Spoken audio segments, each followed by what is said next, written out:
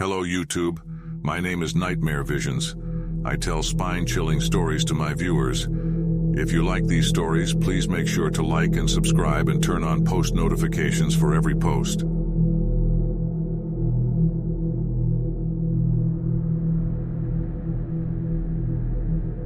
It was the stillness that unnerved me the most, the absence of sound that stretched across the arid landscape, broken only by the occasional rustle of wind through the desolate Iraqi desert. My heart raced as I trudged forward, the weight of my gear pulling at my shoulders, each step sinking into the powdery sand. The setting sun painted the sky in hues of orange and red, casting long, ominous shadows that seemed to stretch into eternity. Our unit had been tasked with patrolling this desolate expanse, a grim reminder of the chaos that had swept through the region. The war had etched its scars onto the very land itself. Craters and debris bore witness to the violence that had unfolded here. It was a place of death and suffering, a haunted landscape that seemed to carry the weight of 1,000 lost souls. As night descended, we set up a makeshift camp, our flashlights cutting through the darkness like beacons of fragile light. The biting cold gnawed at us, a stark contrast to the scorching heat of the day. I huddled close to the dwindling campfire, my gaze fixed on the shifting shadows that danced across the sand. That's when I first heard it, the distant, haunting sound of footsteps, barely audible over the gusts of wind. My heart skipped a beat, and I glanced at my fellow soldiers, their expressions mirroring my own unease. We were alone in this forsaken place, or so we believed. I tightened my grip on my rifle, my senses on high alert as the footsteps grew closer. The sand seemed to muffle their approach, each step calculated and deliberate. I exchanged a tense look with my squad mates, our unspoken fear hanging heavy in the air. Was it an enemy combatant? Or perhaps a local civilian caught in the crossfire? The footsteps halted just beyond the circle of light cast by our campfire, and I felt a chill crawl up my spine. My gaze locked onto the darkness beyond, my heart pounding in my chest. Then, as if emerging from the shadows themselves, a figure materialized. A soldier, much like us, clad in desert fatigues and carrying a rifle. My breath caught as I realized that this soldier was different. His uniform faded and tattered, his face obscured by a worn shima. He stood there, silent and unmoving, his gaze fixed on us with an intensity that sent shivers down my spine. It was as if he were a ghost, a phantom of the battlefield, lingering in the space between life and death. A murmur of disbelief rippled through our group, our fingers twitching on triggers as we exchanged wary glances. None of us dared to speak, as if uttering a single word would shatter the fragile reality before us. The soldier's presence seemed to defy all logic, a spectral reminder of the horrors that had unfolded in this unforgiving land. And then, in an instant, he was gone, vanished back into the darkness from whence he came. The footsteps retreated, fading into the night until the only sound that remained was the harsh desert wind. We stared at the spot where he had stood, the weight of his presence lingering in the air. The rest of the night passed in an uneasy silence, each of us lost in our own thoughts. None of us spoke of the apparition, as if acknowledging it would give power to the very idea of the supernatural. But the memory of that encounter was seared into my mind, an indelible mark that left me questioning the boundaries of reality. As dawn broke, we packed up our camp and resumed our patrol, the events of the previous night etched into our collective consciousness. The desert seemed somehow different, the scars of the war taking on an even more somber hue. The footsteps, the haunted soldier, they had left their mark, a reminder that the horrors of the battlefield could transcend even death itself. In the years that followed, I would recount the story to fellow soldiers and friends, a tale that garnered its fair share of skepticism and disbelief. Yet those of us who had been there that night knew the truth.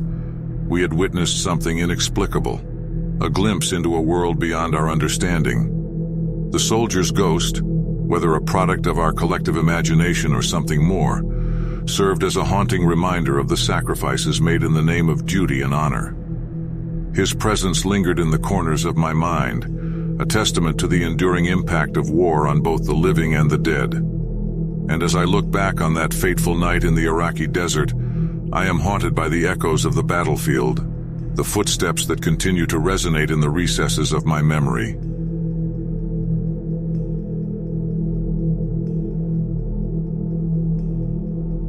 The countryside had always been my sanctuary, a place where the rhythms of nature dictated my days, and the earth yielded its bounties.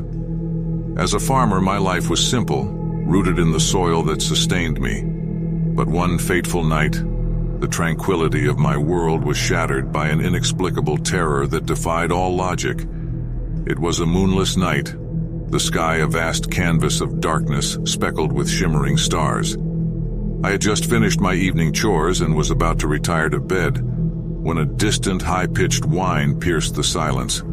Startled, I stepped onto the porch, squinting into the abyss that stretched beyond my property. At first, there was nothing but the rustling of leaves and the distant croak of a frog. But then a faint, pulsating light appeared on the horizon, its eerie glow casting elongated shadows across the fields. My heart quickened as the light grew brighter, its intensity building with each passing moment. Fear gripped me, a primal instinct that urged me to seek shelter. I turned to retreat into the safety of my farmhouse when a blinding flash erupted, momentarily obscuring my vision. The ground trembled beneath me and I stumbled, the air thick with a strange metallic scent. As the light dissipated, I slowly regained my senses. The landscape before me had changed. A scorched circle of earth now marred the ground, and the very air seemed charged with an otherworldly energy. But it was the absence of sound that chilled me to the bone. The frogs had fallen silent, the crickets' chorus extinguished. I stepped cautiously toward the charred circle, my boots crunching against the burnt earth. And then the night erupted in a cacophony of noise. A shrill whirring filled the air, and my gaze shot upward, my breath catching in my throat. Hovering above the scorched ground was an object unlike anything I had ever seen. A sleek metallic craft that defied explanation. Its surface gleamed in the moonlight, adorned with strange symbols and pulsating lights. My heart raced as I watched, rooted in place by a mixture of fascination and terror. As I stared, a beam of light shot forth from the craft, its blinding brilliance cutting through the darkness. The light swept across the fields, illuminating the grazing animals that had once been my source of livelihood. Cattle, sheep, and chickens, all frozen in place, their eyes wide with terror. I watched in horror as the animals were lifted from the ground, their bodies suspended in mid-air as if defying the laws of physics. Panic surged through me, and I shouted futilely, my voice lost in the din of the craft's otherworldly machinery. The abductions were swift, the animals vanishing into the belly of the ship with a sickening flash of light. A chilling realization washed over me. The beings piloting this craft were not of this world. My mind raced, trying to comprehend the incomprehensible. My thoughts turned to the stories I had heard, tales of abductions, of eerie lights in the sky, and of encounters with beings not bound by the limitations of our reality. As the last of the animals vanished into the craft, the beam of light retracted, and the ship began to ascend. The ground trembled beneath me once more, the very air seeming to vibrate with the ship's departure. And then, in the blink of an eye, the craft was gone, disappearing into the expanse of the night sky. I stood alone in the aftermath, the silence even more deafening than before. The fields were empty, the once bustling pasture now a haunting tableau of emptiness and loss. My heart ached for the creatures that had vanished, and I felt an overwhelming sense of powerlessness in the face of the unknown. As dawn broke, casting a pale light over the ravaged landscape, I knew that my life would never be the same. The events of that night had shattered the boundaries of my understanding, thrusting me into a realm where the rationale gave way to the inexplicable. The aliens had come, their motives and origins beyond my grasp. I returned to my farmhouse, my mind reeling with a mixture of awe and terror. The world I had known had been irrevocably altered, and I was left to grapple with the haunting question: what else lay beyond the stars, waiting to be discovered, feared, or perhaps embraced?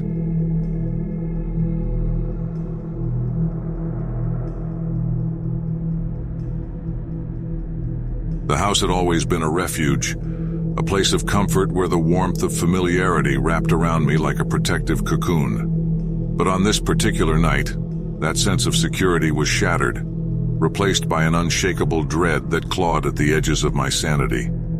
My parents were out of town, leaving me home alone for the weekend. The solitude was a rare treat, an opportunity to indulge in some much-needed relaxation. I had settled into the living room, wrapped in a cozy blanket, the soft glow of the TV casting dancing shadows across the walls.